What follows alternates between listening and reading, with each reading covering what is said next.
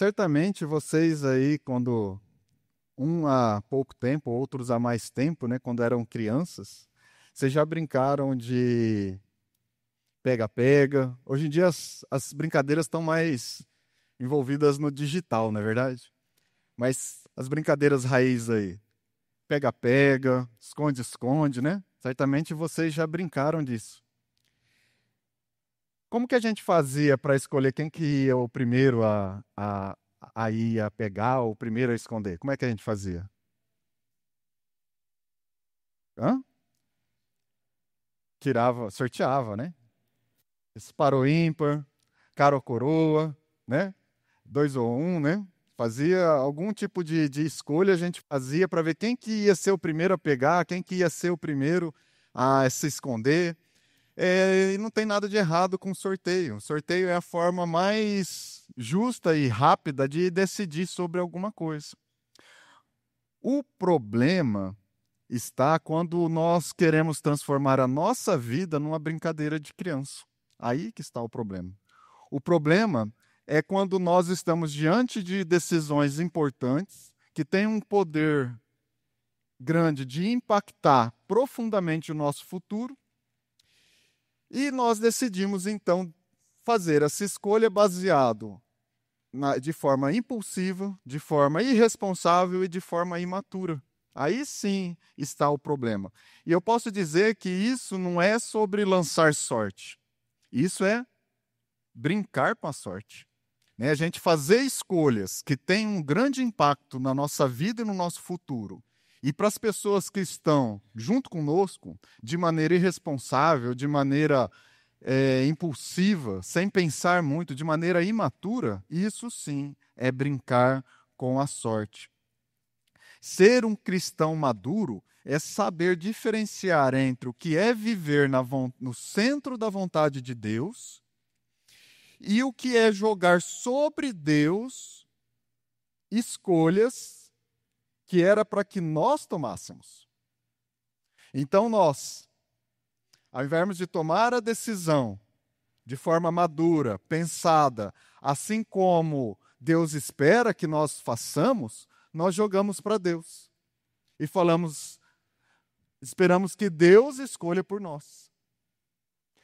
Alguns vivem dessa maneira, colocando todas as coisas para que Deus resolva por ele. Ah, eu não sei, eu vou orar. Ah, eu não sei, eu vou fazer outras coisas. Ah, eu não sei, eu vou esperar alguma luz ultravioleta adentrar no meu quarto para que eu então tome alguma decisão. Como você espera que o seu filho tome as decisões dele? Não é de maneira adulta, responsável, quando ele crescer? Não é assim que a gente espera? E por que nós, às vezes, tomamos as nossas decisões não da mesma forma? Será que Deus também, como um pai amoroso, não quer que nós tomamos as nossas decisões sozinhos, porém de maneira responsáveis e maduras? Fica essas questões aí para que a gente possa pensar. E é exatamente sobre isso que nós vamos falar hoje. Eu gostaria de convidar os irmãos a abrirem aí Atos, no capítulo 1, no verso de número 26. Eu vou ler do 15 até o 26. Falei errado aí. 15 até o 26. Só falei o 26, né? E a gente vai buscar nessa palavra como que nós, cristãos, devemos buscar como fazer as nossas decisões, como escolher, como tomar decisões. O nosso foco é entender que a vida cristã é um caminho de decisões intencionais, guiadas pela palavra e pelo Espírito Santo. A vida cristã madura não é algo aleatório, escolhas aleatórias que você toma baseado em rituais, em coisas místicas e esotéricas, em revelações proféticas, em orações fortes, em sinais milagrosos. A vida cristã do dia a dia, ela é baseada nas nossas escolhas, em escolhas pensadas, propositais, intencionais, guiadas pela palavra e pelo discernimento do Espírito Santo. Isso é viver de forma cristã de maneira madura.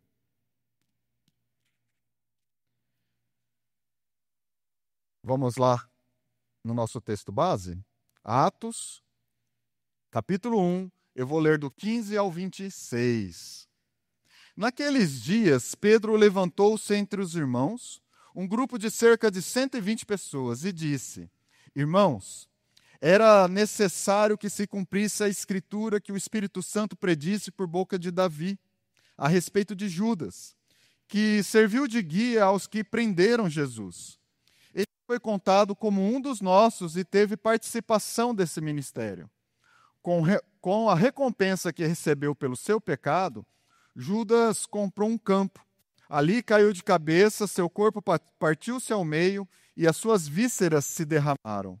Todos em Jerusalém ficaram sabendo disso, de modo que, na língua deles, esse campo passou a chamar-se Aceldama, isto é, campo de sangue.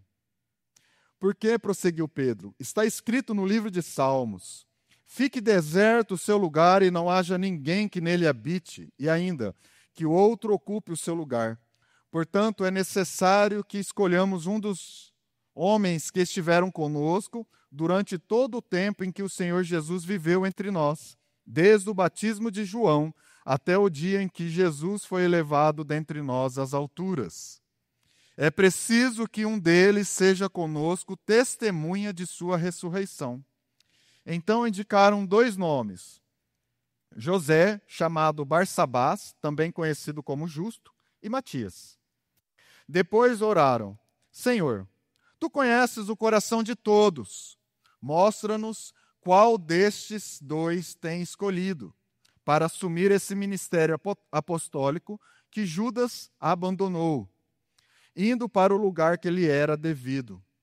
Então tiraram sorte, e a sorte caiu sobre Matias. Assim ele foi acrescentado aos 11 apóstolos. Amém? Amém. Senhor, através do seu Santo Espírito, Pai, eu peço que o Senhor ilumine os nossos corações. Estamos aqui diante do Senhor, buscando de Ti, Senhor, sabedoria e discernimento da Tua palavra. Queremos, com essa palavra, Senhor, aprender um pouco mais como nós fazemos as nossas escolhas, as nossas decisões, principalmente de coisas importantes que têm impacto profundo em nossa vida.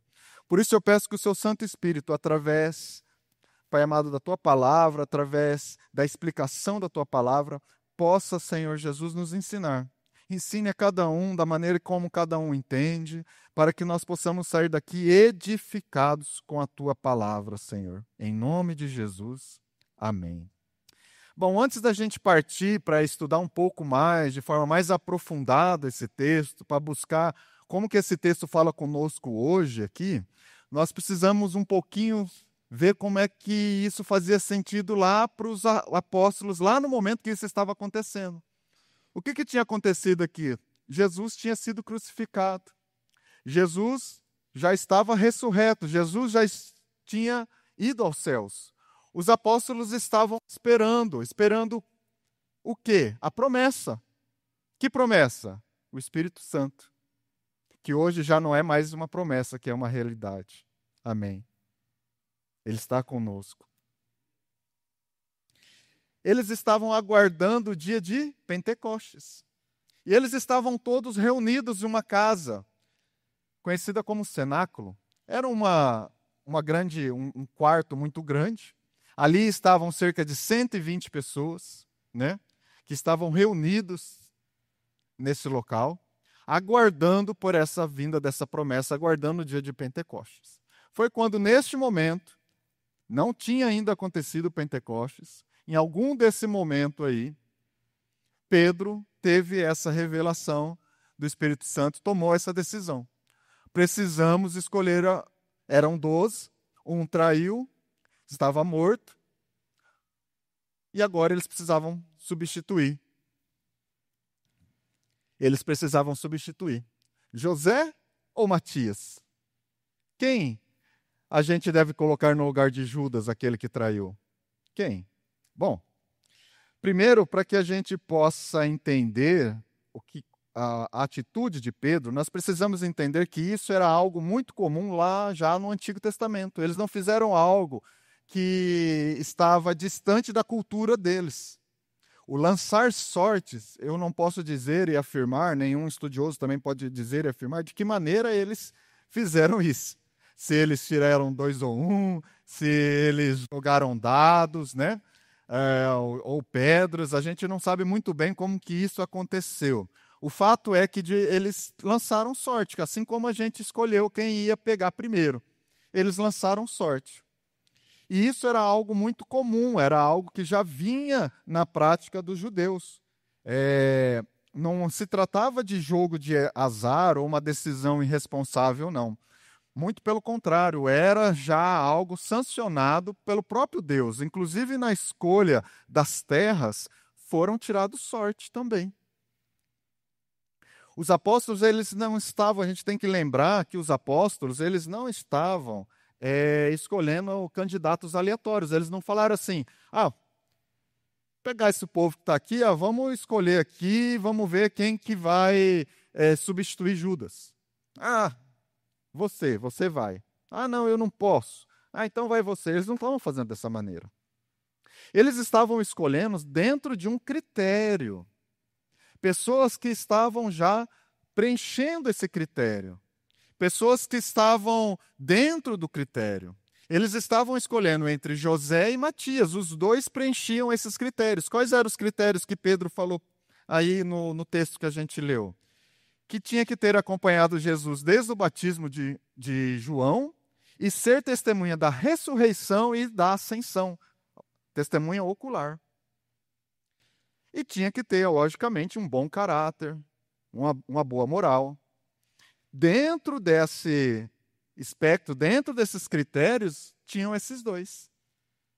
Para não ficar aquela situação de jogo de poder, quem tinha mais dinheiro, quem tinha mais título, quem podia dizimar mais, José ou Matias? Quem era mais rico, José ou Matias? Quem é que poderia contribuir mais para o nosso ministério, José ou Matias? Eles decidiram escolher por sorte um dos dois, porque os dois preenchiam critérios, eles não estavam fazendo isso de maneira irresponsável. Muito diferente do que a gente vê por aí. Em algumas escolhas dentro da própria igreja, não é verdade? Se decide por aquele que tem mais títulos, por aquele que tem mais poder político, mais influência política, mais isso, mais aquilo. Ambos eram homens de fé. A escolha era entre 6 e meia dúzia. Tanto faz. José ou Matias. O importante é que o próprio Deus iria depois qualificar e dotar José ou Matias para que ele pudesse fazer o apostolado. Ali nem José nem Matias tinham todas as características. Lembra de Pedro, quando Pedro iniciou o seu chamado? Quem era Pedro? Quem era Tiago? Quem era João? Eram pescadores, pessoas comuns. Jesus os chama e Jesus faz a qualificação dele através da ação do Espírito Santo. É assim com todos nós, a igreja ainda funciona dessa forma. Você fala assim, eu não posso servir porque eu não tenho a qualificação, eu não sei orar, eu não sei. Deus faz, Deus qualifica, Deus te dota de dons e talentos. O que o Espírito Santo espera de você? Disposição de coração. Ninguém vai forçar, ou pelo menos ninguém deveria forçar você a nada. Aqui nós não forçamos ninguém a nada. Se você serve aqui, você serve por amor. Eu canso de falar aqui nos dízimos, a gente fala novamente, ninguém aqui recebe qualquer coisa para fazer nada. Eu não tiro um valor para mim por eu ser pastor e não estou falando que eu sou contra isso, mas aqui nós entendemos assim. Os presbíteros que aqui estão não recebem nenhum valor. Nós fazemos por servir. E assim, a gente também dá como exemplo para vocês. se você serve nessa casa, que o Senhor possa te restituir com isso. Se você ainda não serve, que o Espírito Santo possa trabalhar em você para que você possa ter esse desejo pelo servir. Era o escolher entre 6 e meia dúzia e o próprio Deus iria qualificar. Vocês podem até se perguntar, mas se esperasse um pouquinho mais, já não ia vir o Paulo? Paulo veio depois. E aí, não foi uma escolha precipitada de Pedro? Vocês podem ver que não. Por quê? Porque nem mesmo Paulo questiona sobre a decisão de Matias. Em algum momento, Paulo questiona que deveria ser ele o 12º e não o Matias? Nenhum momento. O que a gente vê? Pedro e os outros apóstolos confirmando o apostolado de Paulo. Isso a gente vê. Mas em nenhum momento, Paulo inclusive fala que ele era um apóstolo nascido fora do tempo, só isso. E prossegue a sua labuta. Mas tá, o que nós podemos aprender com isso? A primeira pergunta que eu gostaria de responder com os irmãos é: o que significa buscar a vontade de Deus? Para isso eu vou lançar mão de uma ilustração. Talvez vocês já brincaram ou conhecem a brincadeira de cobra cega, ou para alguns, cabra cega, de repente, dependendo da região. Alguns vão falar, é cabra cega, outros eu conheço como cobra cega. Como que é a brincadeira? A gente amarra uma venda na criança, e aí a gente gira, ela fica perdidinha, e aí sai molecada para todo lado assim, e fica a pessoa tentando pegar a outra criança, não é isso? Né? Se for fazer isso com a gente, velho, assim, Deus o livre, ataca a labirintite que a gente não pode nem brincar disso, né?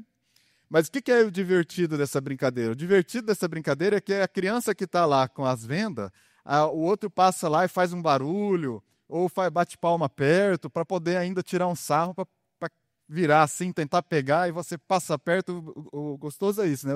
Esse desafio aí. É uma brincadeira que não, bem saudável, né? E bastante divertida, mas o problema é que muitos cristãos acham que buscar a vontade de Deus é como brincar de cabra cega. Onde a vontade de Deus fosse algo oculto, escondido, reservado e bem reservado só por Deus. E aí você é uma pessoa limitada, com os olhos vendados, tentando tatear na vida qual é a vontade de Deus para você. E às vezes você passa a sua vida brincando de cabra cega, tentando tatear qual é a vontade de Deus para a sua vida, qual é o propósito de Deus individual para você, e você passa a vida toda lamentando e tentando buscar essa coisa, e Deus está lá ocultando, aí de vez em quando Deus ainda tira onda, passa bem pertinho de você, faz um barulhinho, bate palma, só para brincar com você, para falar assim, não era isso que eu queria para você, é outra coisa, e aí você fica perdido. Você acha que Deus tem uma vontade oculta, individual, muito escondidinha para a sua vida. Será que é assim? Será que é dessa maneira? Muitos acham que Deus só vai revelar essa vontade depois de muita oração, muito jejum e talvez aí um líder altamente espiritual, bem iluminado, para poder falar para você qual que é a sua vontade. Qual que é a vontade de Deus para a sua vida. E normalmente tem a ver com algum trabalho voluntário dentro da igreja. A vontade de Deus para a sua vida é você se matar de trabalhar lá na cozinha do acampamento. Essa é a vontade de Deus para a sua vida. A vontade de Deus para a sua vida é você trabalhar igual um condenado para a igreja construir o império dela, e depois, na hora que você estiver doente, a vontade de Deus é que você vá embora e dá trabalho em outro lugar. Isso que é a vontade de Deus. Será que é assim? Quer ver como que isso se aplica? Eu vou dar uma ilustração. Você vai comprar um carro. Glória a Deus. Ou vai trocar de carro. Aleluia! Aleluia! Receba! A água está mexendo, ó, o anjo está passando, aproveita a benção. Um bug? Você está doido para comprar um bug, um caiaque? Você vai comprar um carro, ou vai trocar de carro. Aí você está lá entre o carro A e o carro B. Você precisa escolher. E aí, por alguma coisa, você decide escolher o carro B. Passa uma semana, Carol, aí o carro quebra. Passa uma semana, mas é que você bate o carro. E ainda você não fez o seguro lá no Marcelo. O Marcelo faz seguro também, viu, Maicon? Você não fez seguro. Aí o que vem na sua mente? Será que não era para eu ter escolhido outro carro? Será que eu não tinha que ter orado mais para buscar qual era a vontade de Deus? E se a vontade de Deus não era eu ter pegado o carro B, se a vontade de Deus era eu ter pegado o carro A? E aí? Outro exemplo. Você escolheu fazer engenharia civil, você escolheu fazer direito, você escolheu fazer farmácia igual eu. E aí passa-se o tempo, talvez na própria faculdade, ou talvez até na vida formada, e você se encontra infeliz nessa profissão.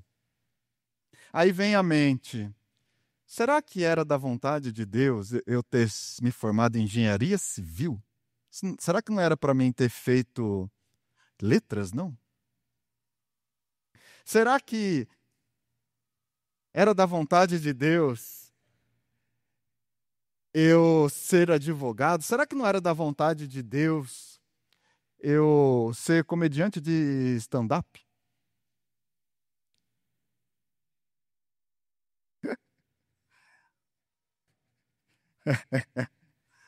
Alguns já pegaram os sinais. E aí? Será que faltou você orar mais? E se eu tivesse orado mais? Será que não era da vontade de Deus eu ter sido outra coisa? Acho que eu orei pouco. Eu só orei 5 vezes. Acho que se eu tivesse orado na sexta vez, talvez só na sexta vez é que Deus iria revelar para mim qual era a vontade de Deus para a minha vida. Será que é assim? Será que é dessa maneira que é buscar a vontade de Deus? Não, irmãos. Absolutamente não. Isso não é buscar a vontade de Deus. Isso é viver a sua vida brincando de cobra cega.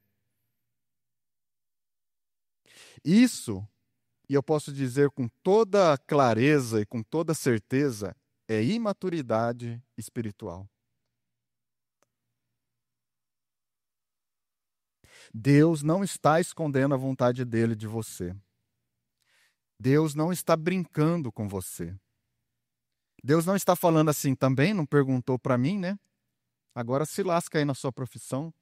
Arruma o carro aí que bateu. Você não perguntou, você não orou, não jejuou mais? Não é assim. Na verdade, amados, Deus não está tão interessado assim em saber qual carro você vai comprar. Deus está sim interessado em como você lida com essa decisão. Deus quer saber se você é prudente com as suas finanças. Se você vai comprar um carro que cabe no teu bolso. Deus, ele está interessado em saber se você, ao negociar esse carro, você negociou com integridade. Deus está interessado em saber se você evita dívidas irresponsáveis, desnecessárias. Deus está interessado se você mantém a sua palavra mesmo tomando prejuízo. É disso que Deus quer.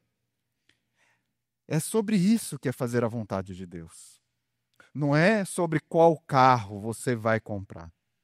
Deus não está interessado se você vai pegar o carro vermelho ou o azul, mas se você é responsável, se você é maduro nessas decisões. Da mesma forma, Deus não está então assim interessado em saber qual faculdade você vai fazer. Mas Ele está sim muito interessado em saber que tipo de profissional você vai se tornar.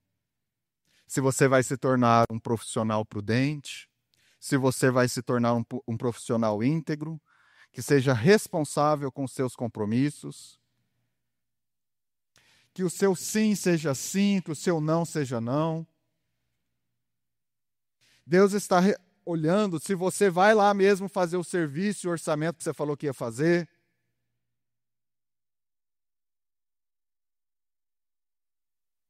Deus está olhando se você vai realmente cumprir a promessa que você fez de fazer aquele determinado valor e não vai ficar enganando os outros, passando os outros para trás, para ganhar um pouquinho mais.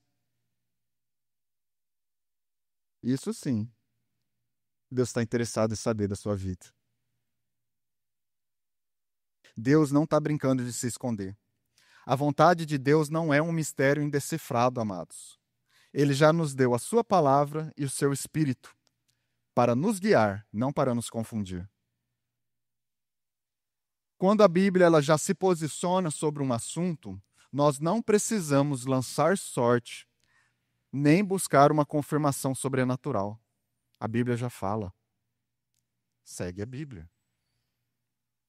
Faça a sua escolha alinhadas com os princípios da palavra. Vai ter hora que você vai dar sorte. Vai ter hora que você vai dar azar. Paciência. E isso é a vida real.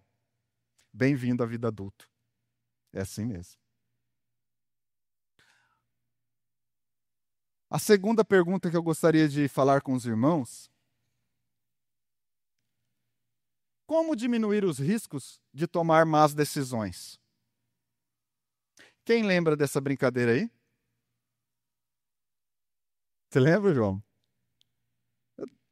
É da sua época, João? Você brincava? É? Quem já andou de carrinho de rolemã? Já andaram? Andou? Andou, Liz? Oh, andou, Marilton? Como é que é o carrinho de rolemã para quem não conhece? Já andou, Carol? Você? É? Como é que funciona o carrinho de rolemã? Você pegava uma tábua, e eu gostava mais de fazer o carrinho do que de brincar depois, né?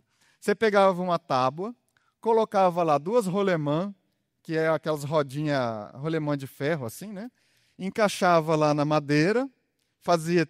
Você podia fazer com 3 ou com 4 rolemã lá, uma na frente e duas atrás, ou duas na frente e duas atrás. E como é que você fazia? Você grudava aqui, dirigia com o pé, certo? Mandava o outro empurrar e o freio. O freio era a misericórdia de Deus. Não tinha, não. Na hora que acabava a ladeira, era o freio. Né? Freio de mão? É, tá bom. Funcionava, né? Parece uma brincadeira inofensiva, não parece?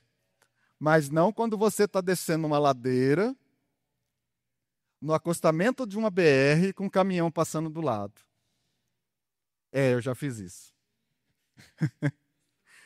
Desprotege. Então, esses dias a gente foi viajar, eu passei pela ladeira lá, mostrei para a Nathalie e para as crianças. Ó, o papai descia aqui, ó. Não faça isso. A gente descia, minha mãe nem sonhava que eu fazia isso. Passava ali, e os caminhões passando assim. Mas, irmãos, a nossa vida não precisa ser assim. A sua vida não precisa ser um caos, uma loucura, um desespero constante. Nós não somos chamados para viver na imprudência. Nós não podemos ser irresponsáveis e insensatos como uma criança de 10 anos descendo uma ladeira com um carrinho de rolemã sem freio. Nossa vida não pode ser assim. As nossas decisões devem ser pautadas pela palavra. Vou repetir que não deu tempo de vocês preparar o amém, né? As nossas decisões devem ser pautadas pela palavra. Amém. A tua palavra é lâmpada para os meus pés, que ilumina os meus passos e clareia o meu caminho. Não é isso? As nossas decisões não podem ser feitas de maneira de loucura, tomando por as coisas no caos. Seja lá, igual aquela. Aquele verso daquela música, né, que está lá em Cantares, né? De Zeca Pagodinho, deixa a vida me levar. Vida leva eu? Não. As nossas decisões têm que ser pautadas e guiadas pelo Espírito Santo e pela palavra de Deus. Lâmpada para os meus pés é a tua palavra. O cristianismo, amados, não é uma religião esotérica baseada em rituais místicos. Paganismo. Êxtase emocional. Vocês sabem o que é paganismo? É porque você paga. Então você paga algo, faz um trabalho, faz uma oferenda para que o Deus pague você com a bênção que você quer. Isso é paganismo. Tem muita gente que acha que Deus é um Deus pagão. Que o nosso Deus, o Pai de Jesus Cristo, é um Deus pagão, que oferece para ele algo para que você tenha a sua bênção em troca. Isso é paganismo. Não é o Deus que nós servimos.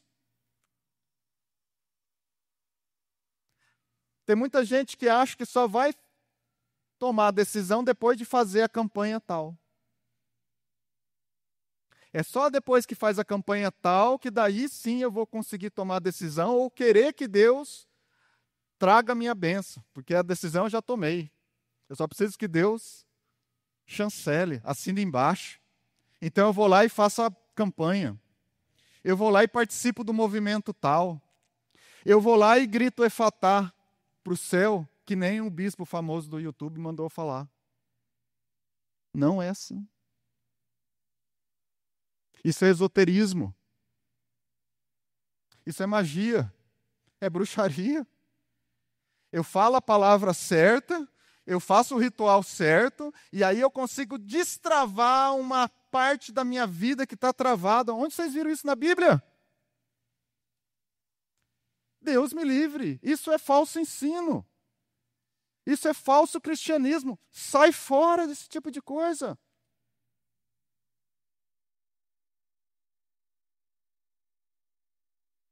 Toma cuidado. E o bispo está famoso, hein? Toma cuidado. O cristianismo verdadeiro é baseado numa fé racional. Racional.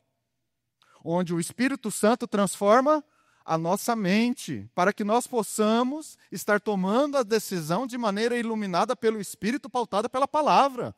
Porque muitas vezes a decisão que nós precisamos tomar vai contra a nossa carne. Nós precisamos da ação do Espírito Santo para nos ajudar. Porque nós queremos outra coisa. A própria palavra diz que a nossa carne é contra. E algumas decisões é contra. A gente não queria fazer aquilo lá, mas nós fazemos porque a gente é crente. A gente faz porque é filho de Deus. Porque a palavra mandou. Mas que você quer fazer, não quer. Você gostaria de estar fazendo outra coisa. Mas é assim mesmo, isso é a luta. É a luta da carne. Eu escolho não fazer, porque eu sou livre. Eu sou livre. Livre, inclusive, para dizer não. Romanos 12, 2 diz assim: não se amoldem ao padrão deste mundo, mas transformai pela renovação da sua mente, para que sejam capazes de experimentar e comprovar a boa, agradável e perfeita vontade de Deus. Aleluia. Como que eu experimento a perfeita vontade de Deus, tendo a minha mente transformada pelo Espírito Santo? Encharcado pelo Espírito Santo, mergulhado na palavra. Somente assim eu posso ter e experimentar a vontade de Deus na minha vida. Eu não preciso da revelação do profeta. Eu não preciso passar horas no monte jejuando e orando para que Deus faça a minha vontade, porque a decisão eu já tomei. Tentando forçar Deus a responder alguma coisa que Ele já revelou na tua palavra. Ele já disse que é para você não fazer. Se Ele disse na palavra dele que não é para fazer, que não é para você tomar para você contrair essa dívida, porque essa dívida está além da sua capacidade de pagar. Se ele falou para você que não é para você se associar com malandro, com gente desonesta, você não vai desassociar. Aí você não adianta, essas coisas não adianta você ir para o monte, passar tempo orando, jejuando. Deus não vai mudar a palavra dele porque você jejuou e orou. A palavra de Deus é constante. É constante. E vai continuar. Jejum e oração são disciplinas, sim, indispensáveis para a vida cristã. Indispensáveis para a vida cristã. Mas não para fazer com que Deus se dobre à nossa vontade, mas para fazer com que nós possamos aceitar a vontade de Deus. Não é a terra que deve fazer com que a vontade dela se submeta. Desculpa, eu inverti. Não é o céu que deve se submeter à vontade da terra. Como que Jesus nos ensina? Seja feita a vossa vontade aqui na terra, porque no céu já é feita. Aqui na terra, não. Por que não? Tem um detalhe. Eu e você. Por causa desse pequeno detalhe, é que a vontade de Deus não é feita. Por isso que nós precisamos, sim, de jejum e oração, para que nós possamos obedecer a palavra de Deus. Porque sem o jejum, sem a oração, difícil a gente vai conseguir obedecer. E como podemos diminuir os riscos de tomar más decisões? Iluminando nossos passos com a palavra, buscando sabedoria e discernimento pela oração e jejum, consultando irmãos maduros na fé e aprendendo com os erros, sem espiritualizar tudo. Eu aprendo com os meus erros. Como eu disse, tem hora que a gente vai errar. Eu aprendo com isso. Paciência. Tudo que você já escolheu deu certo? Mesmo não estou falando de pecado. Não. Às vezes você não estou falando de pecado, não é pecado. Você precisa tomar uma decisão. Você precisa ir para a direita ou para a esquerda. As duas decisões não têm nada a ver com pecado. Está tudo certo. Às vezes você toma uma decisão de ir pelo caminho A, pelo caminho B. Às vezes dá certo, às vezes não dá. E aí, eu aprendo com isso. Da próxima vez eu vou fazer diferente. Eu aprendo com isso daqui, olha. Tomei a decisão, não deu certo, mas da próxima vez com isso daqui eu aprendo, vou tomar baseado nisso, naquilo, outro. Converso com o irmão, às vezes não preciso passar por essa situação, a experiência de algum irmão pode servir para mim. E assim vai. A vida cristã não é um carrinho de rolemã desgovernado, amados. Deus já nos deu freio, direção e sabedoria. Cabe a nós parar de brincar, de ser cristão, de ser espiritual e começar a andar com fé e maturidade. Terceiro ponto, como tomar decisões maduras. Já está na hora de crescer. Esse microfone hoje está incomodando.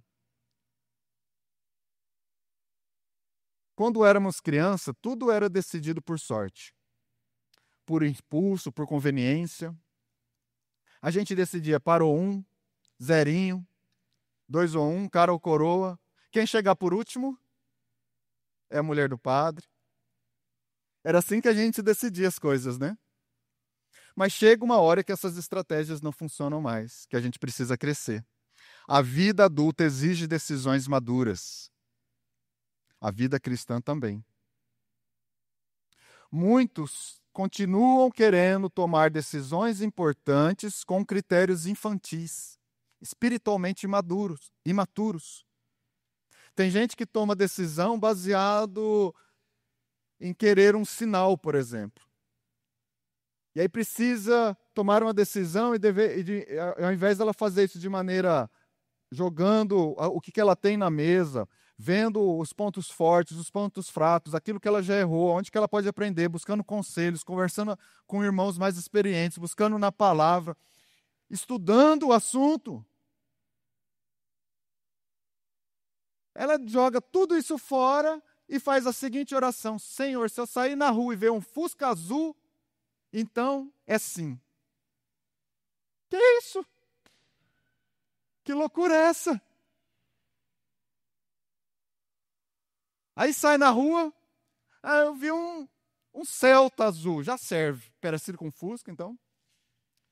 Eu vou lá e falo sim.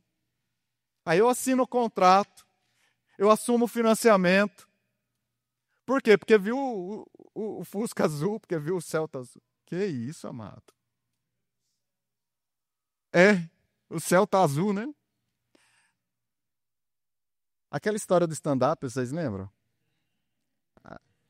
Agora vocês pegaram. Quem não pegou, pegou agora. Melhor advogado.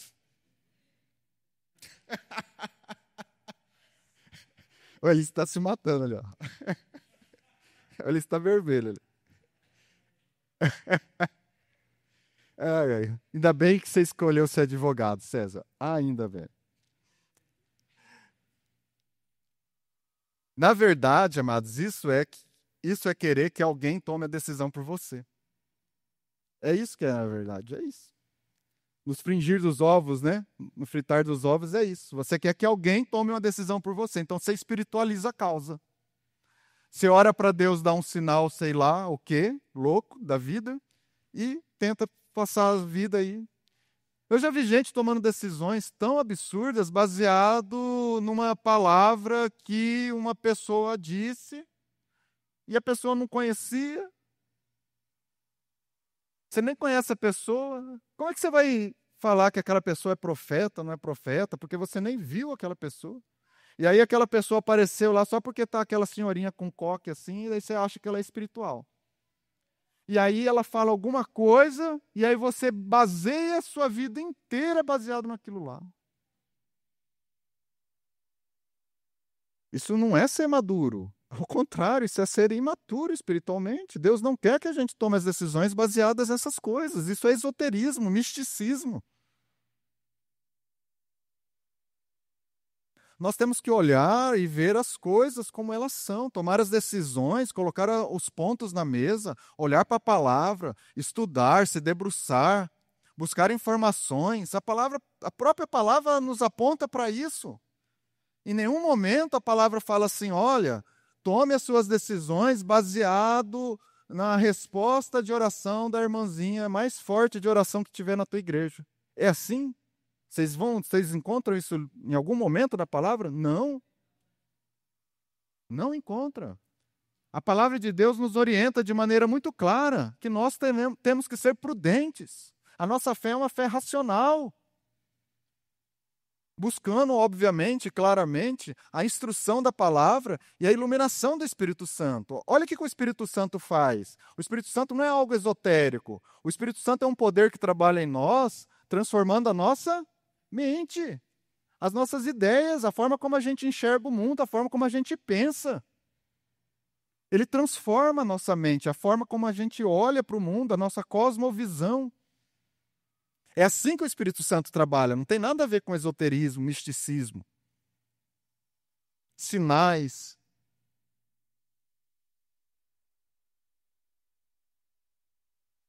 Se a decisão não é pecado, não contraria a palavra, então, amados, dá um passo. Escolha. Faça a sua escolha. Aí se der certo, que bom. E se deu errado, aprenda. Você é adulto. Não é mais criança. Bate no peito. Essa eu errei. Na próxima vez eu acerto. Pronto. Assume prejuízo. Não precisa ficar brigando com ninguém. Não precisa ficar descontando na mulher. Bate no peito, assume a bronca e pronto. Dá um passo, escolhe. Se não é pecado, escolhe. Se não está fora da palavra de Deus, vai. Toma a decisão que você tem que tomar. Não fica espiritualizando a coisa, joga as coisas na mesa, vai estudar, vai buscar informações, toma a decisão mais acertada. E vai para frente. Deus não está escondendo a vontade dele de você. Você vai vai escolher e ele vai estar no passo que você der. Por quê? Porque se não é pecado, Deus está contigo. Se der certo ou der errado, Deus vai estar contigo.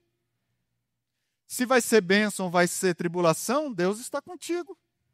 Ele vai passar com você, tanto nas bênçãos como nas tribulações. O fato de você estar no meio da vontade de Deus não significa que você não vai ter problema. Quem disse isso? Jesus disse totalmente ao contrário. O que Jesus falou?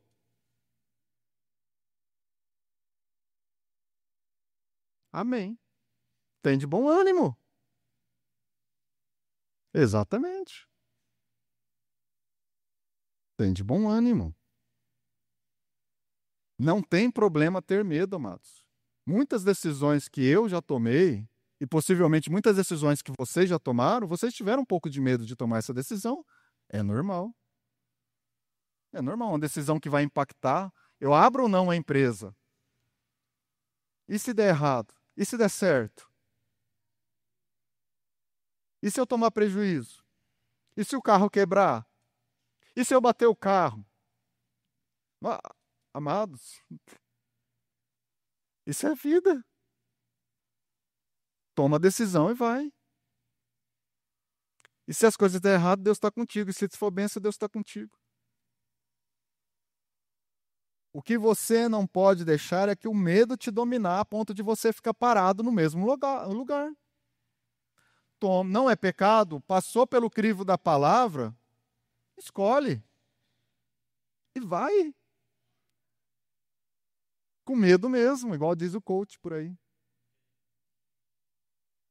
Escolha com coragem, ande com fé, Deus está contigo. Concluindo, amados,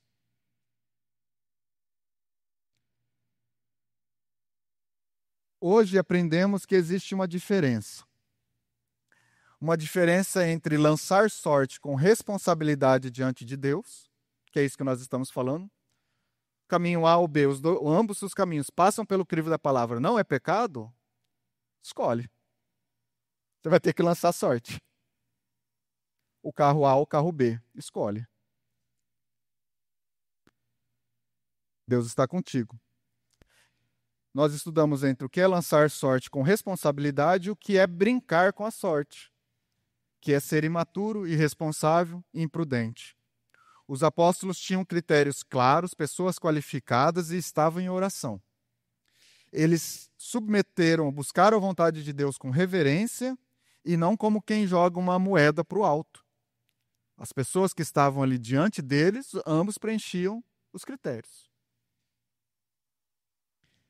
Infelizmente, muitos de nós têm tratado as nossas decisões como se ainda estivéssemos brincando de criança. Tentando buscar a tal vontade de Deus vendado como uma cabra cega, brincando de cabra cega. Tem uns que estão vivendo a vida como se estivesse descendo uma ladeira com um carrinho de rolemã e seja o que Deus quiser, e não tem freio. Outros estão esperando que Deus escolha por ele. Por quê? Não quer assumir a responsabilidade, não quer bater a bola no peito e falar, é minha, é essa. Tá fugindo aí das responsabilidades. Não cresce. Criança que não tem responsabilidade, adulto tem. O que é responsabilidade? É você assumir os seus erros, assumir suas broncas. Deu certo? Ótimo. Deu errado? É minha, errei. Teve prejuízo? Assumo. Tem que pedir desculpa? Eu peço. Tem que falar que não deu certo? Eu falo. Muitas vezes você vai ter que lidar com o cliente lá chato mesmo. Já viu aquela história de que o pão sempre cai com a manteiga pro lado de baixo? Tem uma lei de alguma coisa assim. Lembra que alguém lembra que o pão sempre cai com a. Se é para dar errado, vai dar errado, né? Aquele negócio. Vocês já viram que o problema sempre acontece com os clientes mais chatos? É isso que eu estou querendo dizer. É ou não é? Os problemas dá com aqueles clientes que são complicados, porque aí você tem, para você poder ir lá e ter que lidar, ter que falar, ter que conversar. É ou não é? Já vi alguns rindo aqui, estão confirmando que é, né? É assim. E aí? Tem que bater no peito e chamar a responsabilidade para si mesmo e lidar com aquele cliente complicado. Aí tem que pedir desculpa para ele. Mas, amados, Deus não está brincando com a sua vida. Deus não está brincando com a sua vida. Ele não está escondendo de você a vontade dele. Ele já deu a sua palavra, já deu o Espírito e já deu sabedoria. Ele só espera e quer que você cresça. A maturidade espiritual não significa que tudo na sua vida vai dar certo. Não significa isso.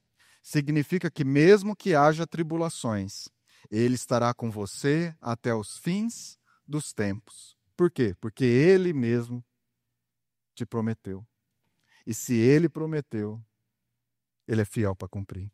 Ele estará contigo. Estará contigo para você assumir os seus erros. Estará contigo na hora que você tiver que lidar com o cliente chato. Estará contigo para dar um jeito de você reaver o prejuízo depois, trabalhando. Estará contigo para ensinar você como fazer da próxima vez. Estará com você na hora que você dá sorte. Estará com você na hora que você dá azar. Estará com você em todos os momentos da sua vida. Porque Ele prometeu. Ele prometeu. Amém?